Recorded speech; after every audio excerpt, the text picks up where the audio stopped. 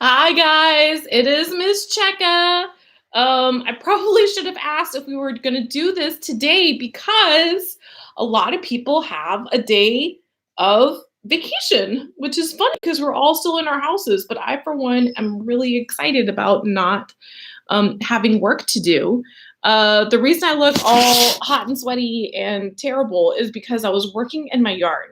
So you can make like a little graph of like when Miss Checka looks hot and sweaty and terrible, she looks terrible, but the yard looks amazing. So I put in the title here that probably today is the end of Alice's adventures because I think that we might finish, and I definitely need some suggestions on what to do next. Like I said, I was thinking about doing polls, but I am open to suggestions. So we are going to start with this poem, which is a famous poem, even when the book was written. I think we kind of still read it, but it's about like who stole the tarts. You know, the Queen of Hearts, she had some tarts, blah, blah, blah, blah. But in this book, they actually put somebody on trial for it. So actually, it might make more sense if I just read a little bit of the poem again. Okay, so here we go. It's goofy and it's hard to understand.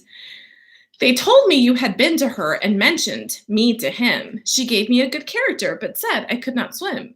He sent them word I had not gone. We know it to be true. If she should push the matter on, what would become of you? I gave her one, they gave him two, you gave us three or more. They all returned from him to you, though they were mine before.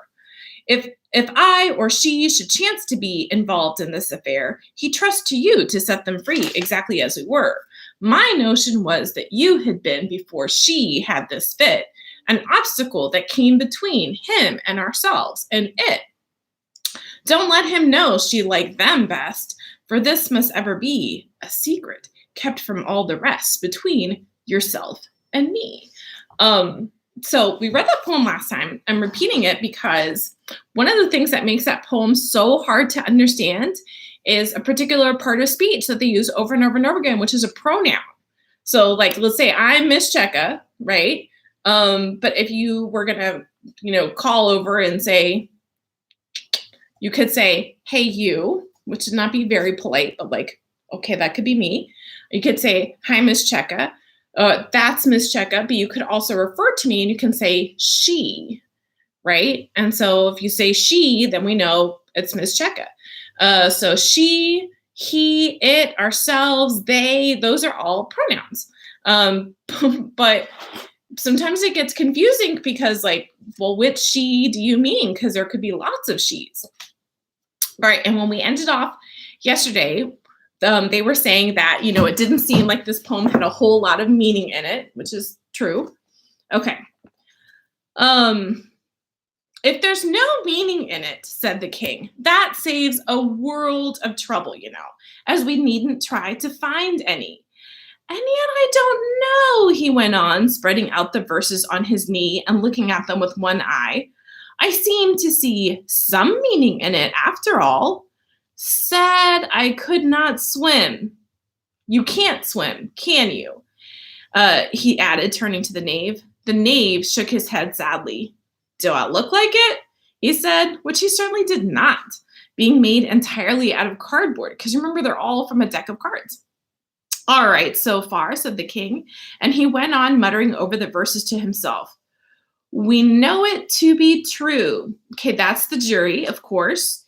If she should push the matter on, that must be the queen. What would become of you? What indeed? I gave her one. They gave him two. Why, that must be what he did with the tarts, But it goes on. They all return from him to you, said Alice. And why, there they are, said the king triumphantly, pointing to the tarts on the table. Nothing can be clearer than that.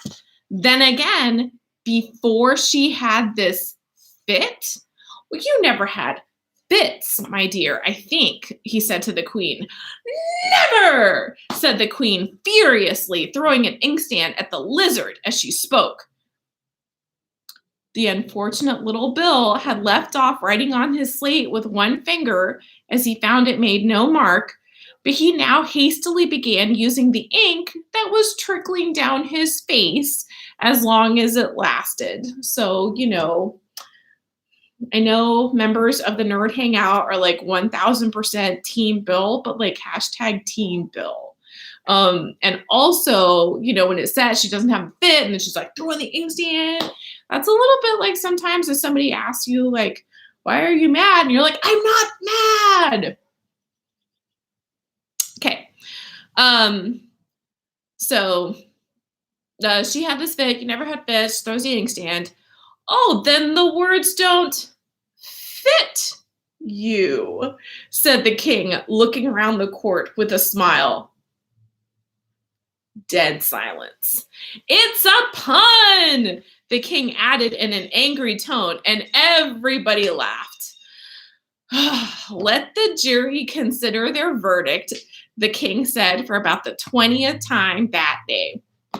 So that part is so funny to me because number one, that's a terrible dad joke, right? It's a fit. But number two, but they've all been terrible dad jokes. Like this whole book is full of puns. I don't know why that one gets singled out as being like the bad joke. But also the scene makes me laugh because this is exactly what it's like in my classroom when like I make a terrible joke and then I look around and I get so excited for all the kids to laugh and then nothing. And then I'm like, I'm the teacher. And then they laugh, but only because they have to. So that's what happened to the king. Nobody liked his terrible joke, but then they laugh because he's the king. Sad face.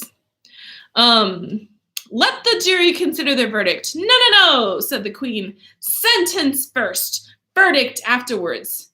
Stuff and nonsense, said Alice loudly. The idea of having the sentence first. Hold your tongue, said the queen, turning purple. I won't, said Alice. Okay, first of all, you need to see this illustration. There is the king. He's got his little spectacles. He's got the wig. He's got the crown, la corona. And then look, you've got these delightful parrots. And then there's the tarts, right? That supposedly got stolen. Hi, Jamie.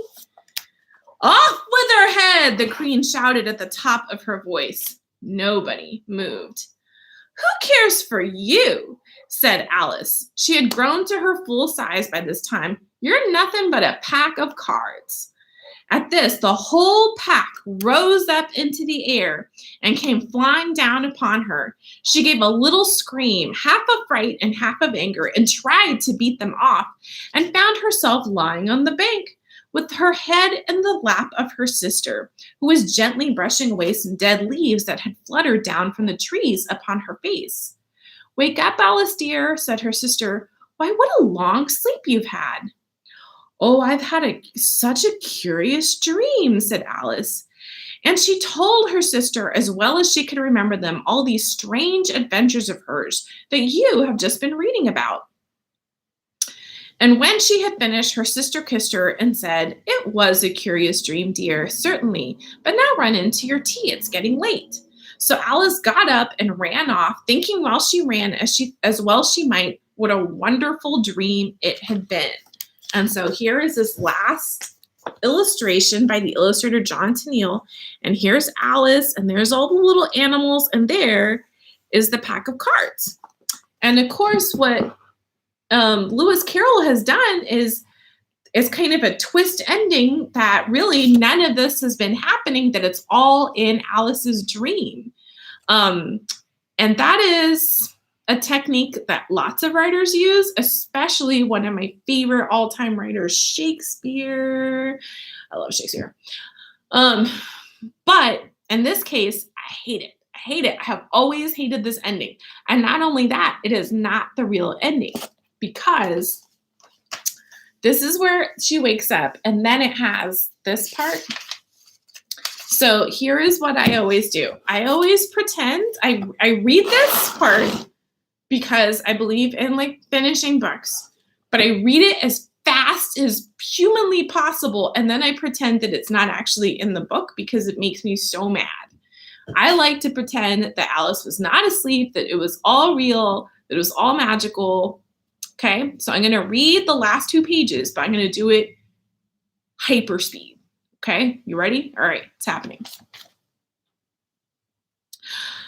But her sister sat still as she has left her, leaning her head on her hand, watching the setting sun, and thinking of little Alice and all her wonderful adventures, till she, too, began dreaming after a fashion, and this was a dream.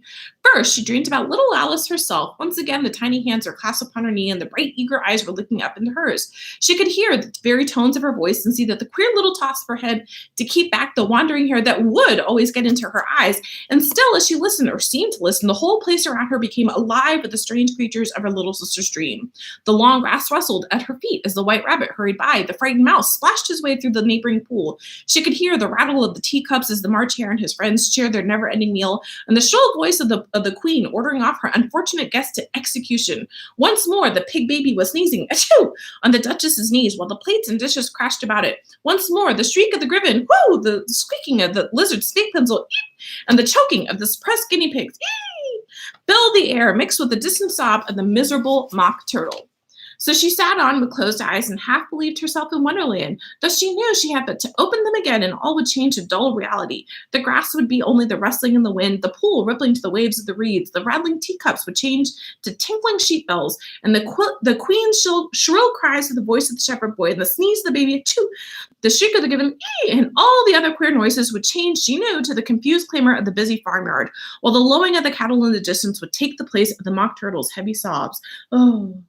Lastly, she pictured to herself how the same little sisters of hers would, in the aftertime, be herself a grown woman, how she would keep, through all her riper years, the simple and loving heart of her childhood, and how she would gather about her all the other children and make their eyes bright and eager with many a strange tale, and perhaps even with the dream of Wonderland of long ago, and how she would feel with all their simple sorrows and find a pleasure in all their simple joys, remembering her own child life and the happy summer days. The end. The end. So that is the end of Alice's Adventures in Wonderland. And now we've got to pick a new topic. So if you were a kid and you have requests, then send me requests. And I'm going to look at a couple of books. So have a wonderful, wonderful weekend. There are a lot of religious holidays. So if this is a special couple of days for you because of your religion, then celebrate it. And if not, I hope that everybody gets to spend some good quality time with your family and gets to nap a lot. Okay. So have a good weekend. Bye guys. Let's check it out.